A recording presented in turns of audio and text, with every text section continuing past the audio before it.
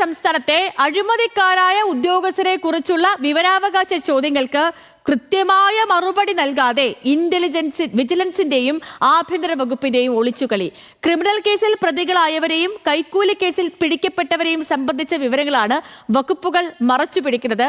എന്നാൽ അപേക്ഷകൾ പലവട്ടം പരാതി നൽകിയതോടെ വിവരാവകാശ കമ്മീഷണർ വിഷയത്തിൽ ഇടപെട്ടു. ഇതോടെ കഴിഞ്ഞ 10 വർഷക്കാലത്തെ അഴിമതിയെക്കുറിച്ചുള്ള ഞെട്ടിക്കുന്ന വിവരങ്ങളാണ് പുറത്തുവരുന്നത്. News Malayalam, the biggest.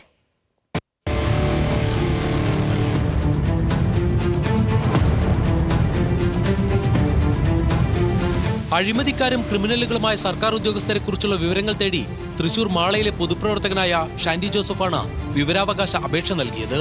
2015 ജനുവരി 1 മുതൽ 2025 ജനുവരി 31 വരെയുള്ള കാലയളവിൽ പോലീസ് അറസ്റ്റ് ചെയ്തവരും വിജിലൻസ് അറസ്റ്റ് ചെയ്തവരുമായ ആളുകളെ സംബന്ധിച്ചായിരുന്നു ചോദ്യങ്ങൾ. എന്നാൽ കഴിഞ്ഞ ജനുവരി 21-ന് ഷാൻഡി നൽകിയ ചോദ്യങ്ങൾക്ക് മറുപടി നൽകാതെ പലവിധ കാരണങ്ങൾ പറഞ്ഞ് വകുപ്പുകൾ അപേക്ഷ നിരസിച്ചു.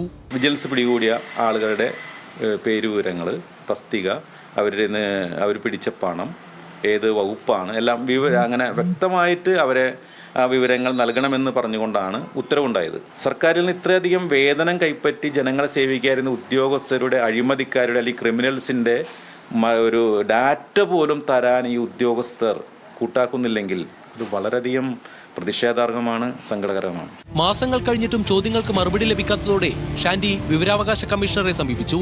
കമ്മീഷൻ വിഷയത്തിൽ ഇടപെടുകയും ഷാൻഡിക്ക് വ്യക്തമായ മറുപടി നൽകാൻ നിർദ്ദേശിക്കുകയും ചെയ്തു. എന്നാൽ വിവരങ്ങൾ ഭാഗികമായെങ്കിലും അപേക്ഷകന് കൈമാറാൻ പിന്നെയും മാസങ്ങളെടുത്തു.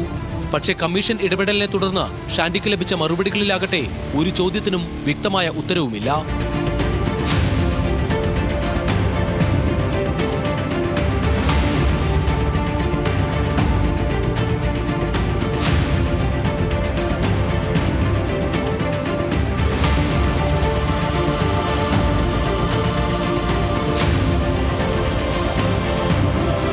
വിജിലൻസിൽ നിന്ന് ഷാൻഡിക്ക് ലഭിച്ച മറുപടിയും രേഖകളും ന്യൂസ് മലയാളം പരിശോധിച്ചു. കഴിഞ്ഞ 10 വർഷ കാലയളവിൽ സംസ്ഥാനത്ത് നടന്ന അഴിമതിയുടെ ഞെട്ടിക്കുന്ന വിവരങ്ങളാണ് ഞങ്ങൾക്ക് കണ്ടെത്താൻ കഴിഞ്ഞത്. 14 ജില്ലകളിൽ നിന്നായി ഇക്കാലത്തിനിടെ 326 ഉദ്യോഗസ്ഥരാണ് കൈക്കൂലി കേസിൽ പിടിക്കപ്പെട്ടത്. ഇവരാകട്ടെ ജനങ്ങളിൽ നിന്നും കൈക്കൂലിയായി വാങ്ങിയത് 1,46,42,170 രൂപയോളം വരും. പാലക്കാട്, തൃശൂർ, മലപ്പുറം ജില്ലകളിൽ നിന്നുമാണ് ഏറ്റവും കൂടുതൽ അഴിമതിക്കാരായ ഉദ്യോഗസ്ഥർ പിടിക്കപ്പെട്ടതെന്നും ഈ രേഖകളിൽ നിന്നും വ്യക്തം. ഏകദേശം ഒരു 10 പേര് ഒരു പേജിൽ വരുന്ന വെച്ച് നോക്കുമ്പോൾ തന്നെ ഒരു 200-250 പേരിന് താഴെയാണ് ഇപ്പോൾ കാണുന്നത്. അപ്പോൾ 250 പേര് കഴിഞ്ഞ 8-9 വർഷം കൊണ്ട് വിജിലൻസ് കൈക്കൂലി കേസ് ശിക്ഷിക്കപ്പെട്ടിട്ടുണ്ടെങ്കിൽ അതിനേക്കാൾ എത്രയും അധികം ആളുകൾ കൈക്കൂലിക്കാർ നമ്മുടെ ഈ സംസ്ഥാനത്തുണ്ടാവണം. അപ്പോൾ ഇതിൻ്റെയൊക്കെ ഒരു 10-40 ഇരട്ടി, അതല്ല അതിനേക്കാളും നമുക്ക് കണക്കൂട്ടാൻ പറ്റാത്ത ആളുകൾ അഴിമതിക്കാരുണ്ടാവണം അല്ലെങ്കിൽ കൈക്കൂലിക്കാരുണ്ടാവണമെന്നാണ് ഞാൻ മനസ്സിലാക്കുന്നത്. വിവരാവകാശ നിയമപ്രകാരമുള്ള ചോദ്യങ്ങൾക്ക് ആഭ്യന്തര വകുപ്പ് ഇതുവരെ മറുപടി നൽകാൻ തയ്യാറായിട്ടില്ല. അതുകൊണ്ട് തന്നെ ക്രിമിനൽ കേസുകളിൽ പ്രതിയായ ഉദ്യോഗസ്ഥരെ കുറിച്ചുള്ള വിവരങ്ങൾ ഇനിയും ലഭ്യമല്ല.